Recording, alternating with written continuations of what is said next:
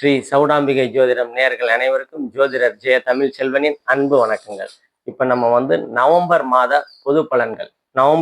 பொது பலன்கள் திருக்கணித முறைப்படி பார்ப்போம். இப்ப சனி பகவான் எங்க இருக்கிறாரு அப்படின்னா மீனத்துல. சனி பகவான் மீனத்துல புரட்டாதி நாலாம் பாகத்துல, அதாவது வக்ர நிலையில இருக்கிறாரு இப்போதைக்கு. அதுக்கப்புறம் குரு குரு உச்சமா இருக்கிறாரு கடகத்துல. குரு உச்சமடைகிறாரு, உச்சமா இருக்கிறாரு. அதே மாதிரி ராகு கேதுக்கள், ராகு கும்பத்திலையும் கேது சிம்மத்திலையும் இருப்பாரு.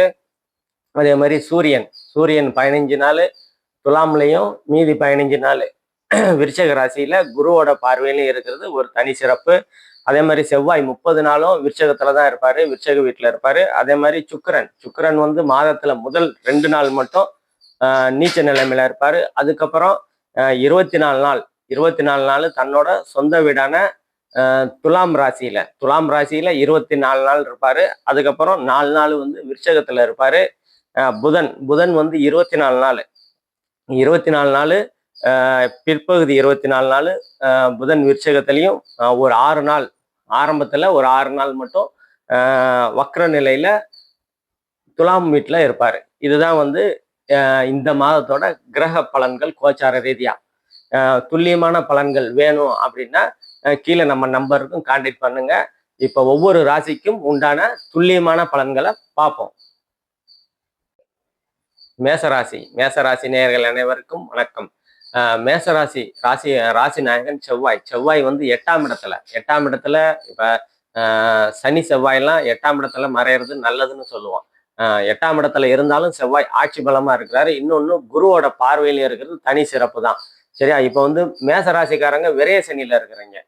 விரய சனியினால காசம் இப்ப என்ன பண்ணணும் அப்படின்னா, ஒவ்வொரு எதுலயாவது முதலீடு பண்ணணும் அப்படின்னா பார்த்து ஒவ்வொரு இடத்துலையும் பார்த்து முதலீடு பண்ண வேண்டிய தருணங்களா இது இருக்கும். தேவையில்லாத செயல்கள்ல இல்ல தொழில்கள்ல முதலீடு போற வாய்ப்பு இந்த காலகட்டத்துல ஜாஸ்தியா இருக்குது. கொஞ்சம் பார்த்து கவனமா இருக்கிறது இந்த காலகட்டத்துல உங்களுக்கு நன்மையை கொடுக்கும். அதே மாதிரி செவ்வாய் குரு பார்வையில இருக்கிறதுனால இன்னும் தனி சிறப்பு. என்ன தனி சிறப்புனா, ஏற்கனவே மேச ராசிக்காரங்க செவ்வாயோட காரகத்துவத்தில், அதாவது நெருப்பு, கட்டிடம், அதிகாரம், விளையாட்டு அந்த மாதிரி அமைப்புகள் தான் இருப்பீங்க. இப்போ செவ்வாயை குரு பார்க்கறதுனால அதனோட ஆதிக்கம் இப்ப நெருப்பு துறைகள்லயோ இல்ல விளையாட்டுத்துறை, அதிகாரத்துறையில எல்லாம் இன்னும் கொஞ்சம் புகழ் அடையக்கூடிய தன்மைகள்லாம் இந்த காலகட்டத்தில் உங்களுக்கு கிடைக்கும். அதே மாதிரி உங்க 2ஆம் பாவத்தை சனி செவ்வாய் 2 பேரும் பார்க்கறதுனால 2ஆம் பாவம் தான் தனம், குடும்பம், வாக்குன்னு சொல்லுவோம். பொருளாதார முன்னேற்றத்துல கொஞ்சம் தடைகள் இருக்கதான் செய்யும் இந்த காலகட்டத்துல. யாருக்காவது வாக்கு இந்த காலகட்டத்துல யாருக்கும் கொடுக்காம இருக்கிறது உங்களுக்கு நல்லது. குடும்பத்துல சிறு பிரச்சனைகள், கருத்து வேறுபாடுகள் இந்த காலகட்டத்துல உங்களுக்கு இருக்கதான் செய்யும். அதை கவனமா கையாளுங்க. அதே மாதிரி 3ஆம் இடம் இயல்பா இருக்குதுன்னா இளைய சகோதரன், சகோதரிகள் மூலமா அனுகூலங்கள், ஆதாயங்கள் அதெல்லாம் கிடைக்கக்கூடிய தன்மைகள் இந்த காலகட்டத்துல உங்களுக்கு இருக்குது. முயற்சிகள் பலிதமாகக்கூடிய தன்மைகளும் இந்த காலகட்டத்துல உண்டு. அதே மாதிரி 4ஆம் இடத்துல குரு பகவான் உச்சமடைகிறார். உங்க உச்சமா இருக்கிறதுனா 4ஆம் இடம்னா கல்வி, வீடு, வாகனம், தாய் சம்பந்தமா அனுகூலங்கள், ஆதாயங்கள் கிடைக்கும். தாயோட சொத்துக்கள் ஏதாவது உங்களுக்கு ரொம்ப நாளா வர வேண்டிய பெண்டிங் இருந்தா அதெல்லாம் இந்த காலகட்டத்துல உங்களுக்கு தீரும். அதே மாதிரி தாய் மாமன் உறவுகளால் அனுகூலங்கள், ஆதாயங்கள் உங்களுக்கு கண்டிப்பா இந்த காலகட்டத்துல கிடைக்குங்க. அதே மாதிரி 5ஆம் இடத்துல கேது பகவான் தான் இருக்கிறாரு. கேது பகவான் சூரியனோட வீட்டுல இருக்கிறாரு. சூரியன் முதல் 15 நாள் நீச்ச நிலையில இருப்பாரு. அடுத்த 15 நாள் நட்பு ஸ்தானத்துக்கு போயிடுவாரு. செவ்வாயோட விருச்சக வீட்டுக்கு நட்பு ஸ்தானத்துல போயிடுவாரு. முதல் 15 நாள் குழந்தைகள் ரீதியான சிறு பிரச்சனைகள் இருக்கதான் செய்யும். குழந்தைகள் மீது கொஞ்சம் கவனம் செலுத்துறது உங்களுக்கு இந்த காலகட்டத்துல ஒரு நன்மையை கொடுக்கும். குழந்தைகளை இந்த காலகட்டத்துல கொஞ்சம் கவனமா பார்த்துக்கோங்க. அதே மாதிரி பெரியவங்களா இருந்தா குழந்தைகள் மூலியமா ஏதாவது சிறு மன வருத்தங்கள் அந்த மாதிரி அமைப்புகள்லாம் இருக்கிறதுக்கு வாய்ப்பு இருக்குது. அடுத்த 15 நாட்களுக்கு அது அந்த குழப்பங்கள், மன கஷ்டங்கள்லாம் தீரக்கூடிய அமைப்புகள் பிற்பகுதி 15 நாள்ல உங்களுக்கு நல்லபடியா இருக்குங்க. அதே மாதிரி 6ஆம் இடம், 6ஆம் இடத்துல சுக்கிரன் இருக்கிறாரு, நீச்ச சுக்கிரன் இருக்கிறாரு. அப்புறம் சுப கடன்கள் அது வந்து ஒரு 2 நாள் தான் இருப்பாரு.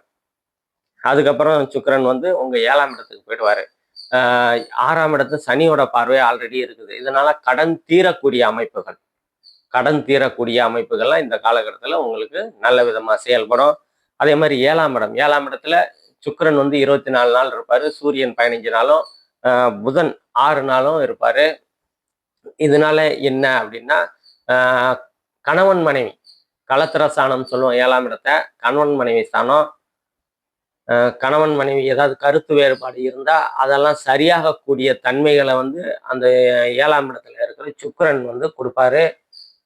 அதே மாதிரி நண்பர்கள், நண்பர்கள் மூலியமா ஏதாவது கருத்து வேறுபாடு பிரச்சனைகள் ஏதாவது இருந்ததுன்னா அதெல்லாம் தீரக்கூடிய அமைப்புகள் இந்த காலகட்டத்தில் உங்களுக்கு கண்டிப்பா உண்டு.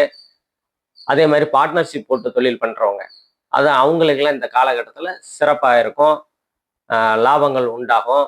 நண்பர்கள் உங்களை புரிஞ்சுப்பாங்க, நீங்க வந்து நண்பரை புரிஞ்சுப்பீங்க. அந்த மாதிரியான சூழல்கள்லாம் வந்து இந்த காலகட்டத்தில் நல்ல விதமா செயல்படும். அதே மாதிரி 8ஆம் இடம், 8ஆம் இடத்துல செவ்வாய் இருக்கிறாரு. செவ்வாய், புதன், சுக்கிரன் கடைசி 4 நாள் தான் போவாரு. சூரியன் 15 நாள் துலாம்ல இருப்பாரு. 7ஆம் இடத்துல இருப்பாரு. அதுக்கப்புறம் 8ஆம் இடத்துல சூரியன் போயிடுவாரு. அந்த சூரியன், செவ்வாய், புதன் இருக்கிற சூரியன், புதன், செவ்வாய் இந்த 3 கிரகத்தையும் குரு உச்ச குருவாக்கி பார்க்கறது உங்களுக்கு நன்மையை கொடுக்கும். என்ன நன்மையை கொடுக்கும் அப்படின்னா, திடீர் பணவரவு, திடீர் பணவரவு, தனவரவு இருக்கும். திடீர் அதிர்ஷ்டம் உங்களுக்கு இந்த காலகட்டத்தில் கண்டிப்பா செயல்படும். எது எது சாதகமா அரசு அரசு வழியில திடீர் திடீர் பணம் வரவு இருக்கும். ஏதாவது கவர்மெண்ட் கான்ட்ராக்ட் ரொம்ப நாளா வந்து நீங்க கேட்டுட்டு இருப்பீங்க, அது கிடைக்காம இருக்கும். இந்த காலகட்டத்துல அந்த அரசு அரசு சார்ந்து அந்த கவர்மெண்ட் கான்ட்ராக்டோ இல்லை ஏதோ அரசு சம்பந்தமா அனுகூலங்கள் ஆதாயங்கள்லாம் வந்து இந்த காலகட்டத்துல உங்களுக்கு, ஏன்னா 5ஆம் அதிபதியாகி உங்களுக்கு 8ஆம் இடத்துல இருந்து குரு பார்வை பார்க்கறதுனால உங்களுக்கு அரசு அரசு சார்ந்து அனுகூலங்கள் ஆதாயங்கள் இருக்கும். விளையாட்டுத்துறை, ஏன்னா செவ்வாய் வந்து விளையாட்டை குறிக்கக்கூடியவர். அதே மாதிரி 8ஆம் இடம் காலபுருஷனுக்கு 8ஆம் இடமா இருக்கிறதுனால இந்த இன்சூரன்ஸ் அப்படின்னு சொல்லுவாங்கல்ல, வெளியில தெரியாது இல்லை கடைசி அதாவது வாழ்க்கை இறுதி இறுதி கட்டத்துல ஒரு லாபம், அந்த மாதிரி ஏதோ இன்சூரன்ஸ் பணம் கிடைக்கிற மாதிரி, யாருக்கோ அப்பாவுக்கோ இல்லை அப்பாவுக்கு அப்பா இறந்த ரொம்ப நாளுக்கு முன்னாடி வந்து காலமாயிருப்பாரு. அவரோட இன்சூரன்ஸ் எல்லாம் உங்களுக்கு வந்து ரொம்ப நாளா பெண்டிங் இருந்திருக்கலாம். அது வந்து ஏதோ ஒரு காரணத்தினால ஒரு பேர்ல வந்து ஏதோ ஒரு இனிஷியல் மாதிரி இருக்கு, இல்லை பேரே வந்து ஒரு ஸ்பெல்லிங் மிஸ்டேக்கா இருக்குது, அதனால வந்து உங்களுக்கு அந்த தொகை வந்து கையில கிடைக்காது அப்படின்னு இருந்திருக்கிறத அந்த அந்த நிலையெல்லாம் வந்து இந்த காலகட்டத்துல எட்டாம் இடத்த குரு பார்க்கறதுனால இந்த காலகட்டத்துல கண்டிப்பா அதெல்லாம் உங்களுக்கு இந்த காலகட்டத்துல வரக்கூடிய தன்மைகள்லாம் உங்களுக்கு உண்டுங்க. அதே மாதிரி 9ஆம் இடம் வந்து இயல்பா இருக்குது. இயல்பா இருக்குதுன்னா என்ன அப்படின்னா, பாக்கியஸ்தானம், தந்தை ஸ்தானம்னு சொல்லுவோம். தந்தையால் அனுகூலங்கள் ஆதாயங்கள்லாம் கிடைக்கக்கூடிய அமைப்புகள்லாம் உண்டு. சனி 10ஆம் பார்வையா பாப்பாரு தான், இருந்தாலும் கொஞ்சம் தடைபட்டு அந்த பாக்கியங்கள் கிடைக்கக்கூடிய அமைப்பு உண்டு. தந்தை வழி சொத்துக்கள் கிடைக்கக்கூடிய அமைப்பு இந்த காலத்துல உண்டு. தந்தையால் வந்தவர்கள், அதாவது பெரியப்பா சித்தப்பா அவங்களால அனுகூலங்கள் ஆதாயங்கள்லாம் கிடைக்கக்கூடிய அமைப்புகள் உண்டு. அதே மாதிரி 10ஆம் இடத்தை குரு பார்க்குறாரு. குரு பார்க்கறதுனால 10ஆம் இடம் வந்து தொழில் ஸ்தானம், கர்மஸ்தானம்னு சொல்லுவோம். தொழில்கள் நல்லா போகும். தான தர்மங்கள் பண்ணுவீங்க. பதவி, பட்டம், பதவி, புகழ்னு சொல்லுவோம் 10ஆம் இடத்தை. ஏதாவது உயர் பதவிகள் கிடைக்கும். அரசு துறையா இருந்தாலும் சரி, தனியார் துறையா இருந்தாலும் சரி, புகழ் கிடைக்கக்கூடிய அமைப்புகள் உண்டு. பதவி உயர்வு கிடைக்கக்கூடிய அமைப்புகள் உண்டு. அதே மாதிரி 8ஆம் இடம் வந்து இடமாற்றம்னு சொல்லுவோம். 8ஆம் இடத்தை குரு பார்க்கறதுனால இடமாற்றத்துடன் கூடிய பதவி உயர்வு கிடைக்கக்கூடிய அமைப்புகள்லாம் இந்த காலகட்டத்தில் உங்களுக்கு நல்ல விதமா இருக்குது. அதே மாதிரி 11ஆம் இடத்துல ராகு இருக்கிறாரு. ராகு இருக்கிறதுனால இப்போ குரு பயிற்சிக்கு முன்னாடி இருந்த ராகு வேற, இப்போ இருக்கிற ராகு வேற. ஏன்னா ராகு வந்து அப்போ குருவோட பார்வையில இருந்தார்.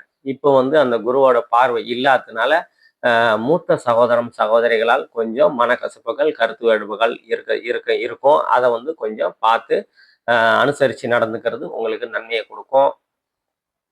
அதே மாதிரி 12ஆம் இடத்துல சனி பகவான் இருக்கிறாரு. அந்த சனி பகவானை உச்ச குரு பார்க்கறதுனால ஒரு தனி சிறப்பு. இப்போ குரு பயிற்சிக்கு அப்புறம் சனி வந்து உங்களுக்கு தரக்கூடிய விரயங்கள்லாம் கொஞ்சம் குறைச்சி செய்வார்.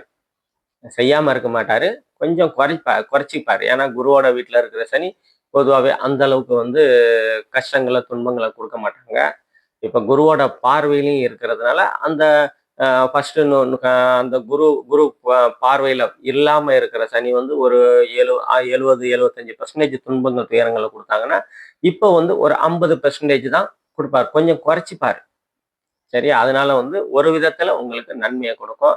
அதே மாதிரி 12ஆம் இடத்துல குரு பார்க்கறதுனால வெளிநாட்டு பயணங்கள், ஏற்றுமதி இறக்குமதி அதெல்லாம் வந்து பிஸ்னஸ் பண்ணிக்கிட்டு இருக்கோம். இது இது இப்ப இருந்ததை விட கொஞ்சம் ஒரு படி நல்லாவே இருக்க தான் செய்யுங்க. இப்ப நம்ம பார்த்தது எல்லாமே பொது பலன்கள் தான். துல்லியமான பலன்கள் வேணும் அப்படின்னா கீழே நம்ம நம்பர் இருக்கு, கான்டாக்ட் பண்ணிக்கங்க. நன்றி, வணக்கம்.